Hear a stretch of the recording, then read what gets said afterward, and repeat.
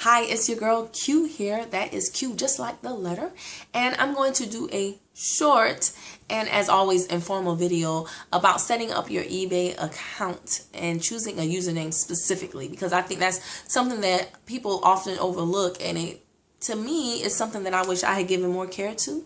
To be honest with you, I'm not really happy with my eBay username, but I created that account years ago when I just wanted to buy like some batteries and extra stuff for around the house. I had no idea that over a decade later I would be using it for a business with DSD. So you can capitalize. If you're new, sometimes new people have to, a tendency to be like, oh, I wish I already had an account. But the good thing is you can capitalize off of the errors and the mistakes of everyone else who has come before you. So here is a little tip and trick. When you are choosing your eBay name, please choose something that means something to the buyers. Don't choose just like random numbers and letters thrown together that only make sense to you. Like, don't choose KQ113785Z as your username. What does that mean to the buyer? Nothing. You really want to choose something that they can either remember or something that is neutral. So like, excuse me, it's like 6 o'clock in the morning. No, 7 o'clock. Anyway, you want to choose something neutral. I think there's a company out there called something like the Toasted Peanuts. Does it make like sense? No, but you remember the Toasted Peanut. You also want to choose a name that is personal. I like it when people choose personal names, and I will give you a clue. When you choose a gender specific female type name, that's really, really good. So something like mamas, grannies, grandmas, grandmothers, aunties, who knows, maybe it's Auntie Anne's attic or grandma's great garage. And I'm sorry if these are real people, because I'm really just like making it up off the top of my head. So if these really are eBay accounts, then sorry. I didn't know that, honestly. But mama's magnificent deals or something like that.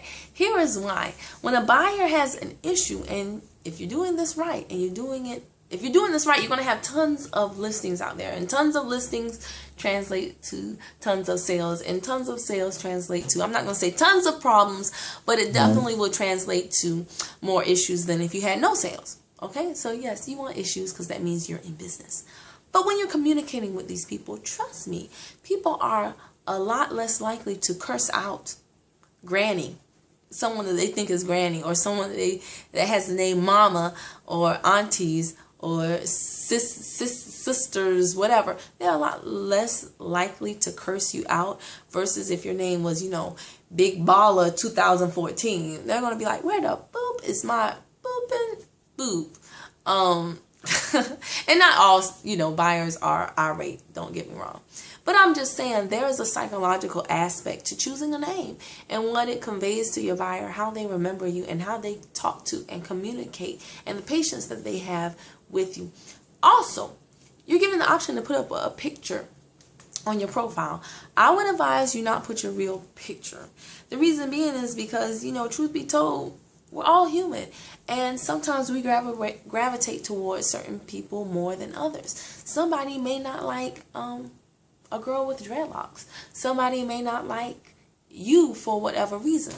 So I have on my profile just a generic picture. You can either put a picture of a product or maybe your logo. You can put a cartoon character or excuse me, something like that. But just put something neutral so that they don't see a real person and therefore identify you as you. You want them to think about your account more so as a company neutral type entity. So that's why you want to have like the logo or the caricature or something of that nature. What else? Oh, now once your account is set up, you always want to communicate with your buyer using 2 letters that spell out the word we. Okay? And be honest with your buyer. In your listing, like you can put, hey, we are a wholesaler or we are a drop shipper and we use various sources.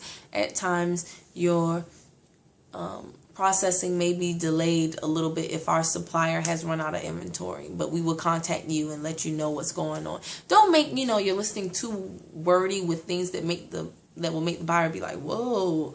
But you can be honest. And when you're communicating with buyers, you can,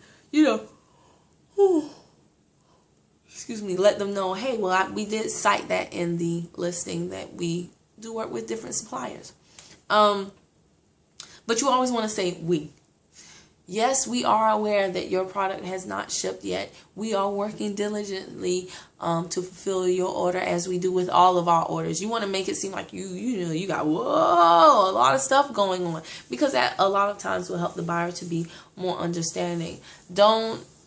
I do not recommend saying things like, I was out of town for my son's birthday and now I'm back, so I will ship it out as soon as possible, because they're a lot more likely to attack an individual versus, I'm so sorry. I think there's a few videos where I yawn a lot. I'm sorry, y'all. But they're a lot less likely to attack a corporation known as mamas, aunties, sissies, or, grannies, whatever, versus an individual who has a either an offensive name or a name that does not evoke any type of emotional connection. Okay, so the video wasn't as short as I wanted it to be, but oh well, it's done. Just keep that in mind when creating your account, and congratulations on starting with DSD. You're gonna love it.